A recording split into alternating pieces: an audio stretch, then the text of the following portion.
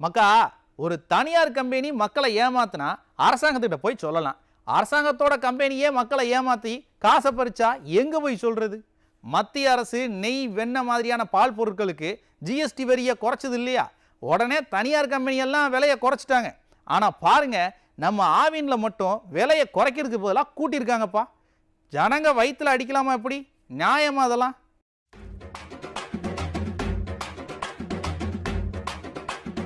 September மாதம் 3ஆம் தேதி நெல், வெண்ணெய் மாதிரியான பால் பொருட்களுக்கு ஜிஎஸ்டி வரியை குறைச்சாங்க.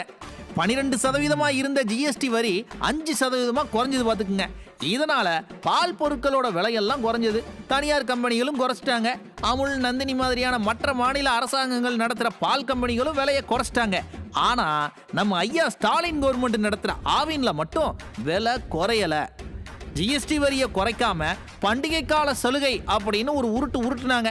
இப்ப பண்டிகை கால சலுகை முடிஞ்சிருச்சுன்னு சொல்லி நெய் விலைய லிட்டருக்கு 40 ரூபாய் ஏத்திருக்காங்கப்பா. ஜிஎஸ்டி குறைஞ்சா விலை குறையும்னு நினைச்ச மக்கள் இப்ப விலை அதிகமானதை பார்த்து எரிச்சல்ல இருக்கிறாங்கப்பா.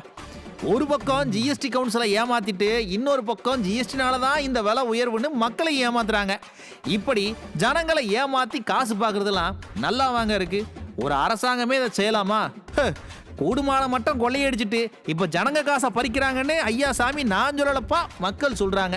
ஸ்டாலின் சார், விலையை குறைக்க வேண்டாம், ஜிஎஸ்டி வரி குறைப்பை அமல்படுத்துங்க போதும். உங்க அரசியலுக்கு ஆவின படுகொழில தள்ளிடாதீங்க, பாத்துக்குங்க.